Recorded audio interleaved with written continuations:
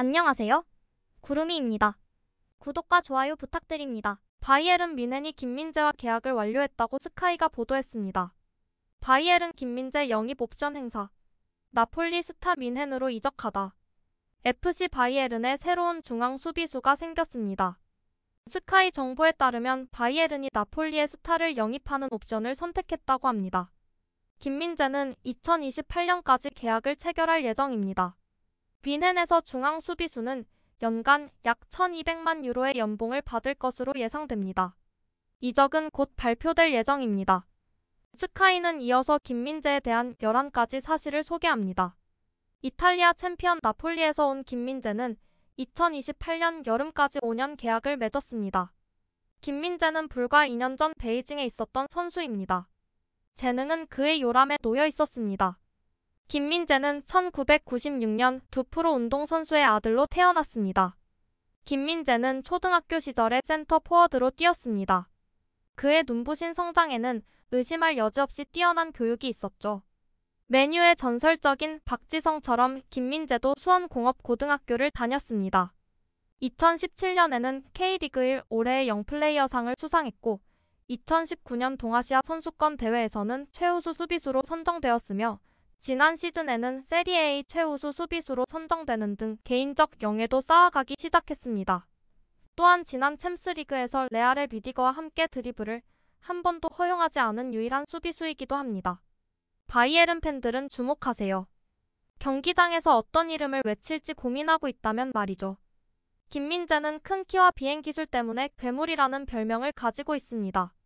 김민재는 2018년 아시안게임에서 금메달을 따서 병역 특례를 받았습니다. 대한민국 남성은 원칙적으로 군 복무를 해야 하지만 특별한 공적이 있는 경우 군 복무 기간을 단축할 수 있습니다.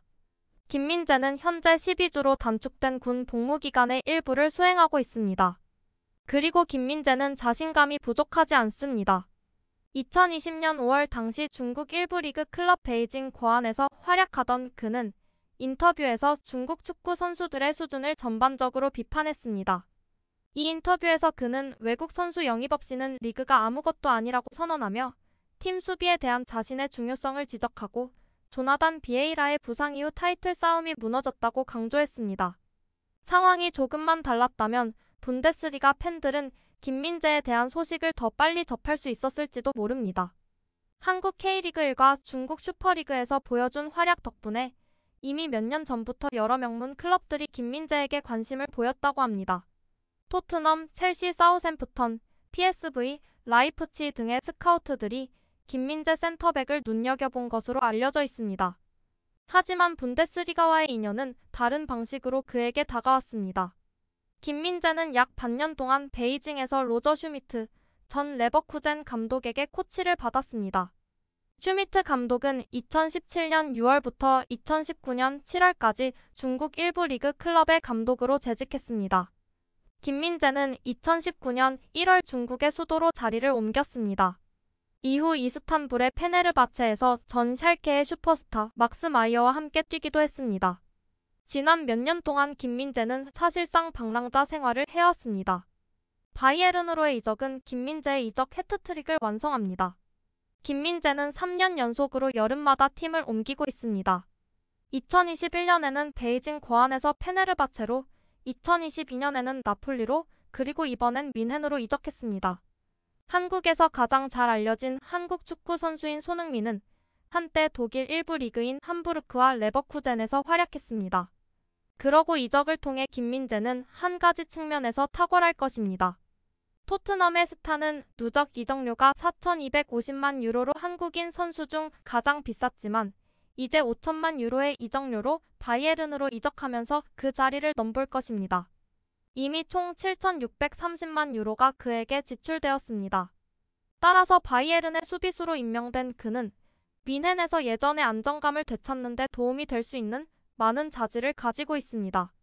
마지막으로 김민재의 나폴리 감독 스팔레티는 그의 제자를 현재 세계 최고의 센터백이라고 칭하며 새로운 축구 방식에 익숙해지고 자신이 가장 강하다는 것을 깨닫는다면 그가 또 어떤 선수가 될 수 있을지 모르겠다고 덧붙였습니다.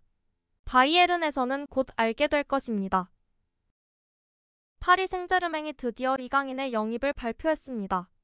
이강인은 파리와 5년 계약을 했고 네 번째 여름 영입 선수이자 한국 선수로는 최초로 파리와 계약한 선수입니다. 프랑스 언론은 이강인의 프로필을 소개합니다. 10살에 발렌시아에 도착한 후 스페인에서 훈련을 받았으며 라리가에서만 뛰었습니다. 그는 2018년에 프로로 데뷔했습니다. 17세의 나이로 구단 역사상 최연소 프로 선수로 활약한 외국인 선수가 되었습니다.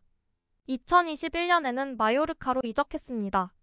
마요르카에서 이강인은 지난 시즌 리그 경기에서 6골 7도움을 기록하며 점차 핵심 선수로 자리 잡았습니다. 이강인은 왼쪽 측면에서 도움을 줄 수 있지만 22세의 재능 있는 드리블러로 이미 탄탄한 미드필더진을 갖춘 파리 생제르맹의 큰 보탬이 될 것으로 기대됩니다. 이강인은 입단 소감을 밝혔습니다. 저는 다양한 포지션을 소화할 수 있습니다. 양 측면에서 모두 뛸 수 있는 미드필더이고 공을 다루는데 능숙합니다.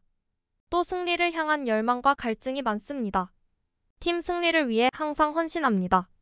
어렸을 때 PSG를 알고 있었습니다. 세계에서 가장 좋은 팀 중 하나이고 오랫동안 프랑스 리그앙을 지켜봤습니다. 엄청난 경쟁력을 갖춘 리그이자 좋은 기량을 가진 선수들이 많이 뛰고 있습니다. 언제나 최대한 많이 팀을 돕고 싶고 PSG가 경기에 이기고 가능한 많은 우승을 할 수 있도록 도움이 되겠습니다. PSG에 합류할 수 있어 정말 행복합니다. 세계에서 가장 위대한 클럽 중 하나이며 월드클래스 선수들이 뛰고 있습니다. 새로운 모험을 시작하게 돼 기대됩니다. 팬들을 만나고 싶고 그들에게 기쁨을 주고 싶습니다. 한국 선수 2명이 우승 트로피를 들어 올릴 모습을 기대하면서도 한 가지 궁금증이 생기네요. 만약 챔스에서 김민재와 이강인이 만난다면 누구를 응원하실 건가요?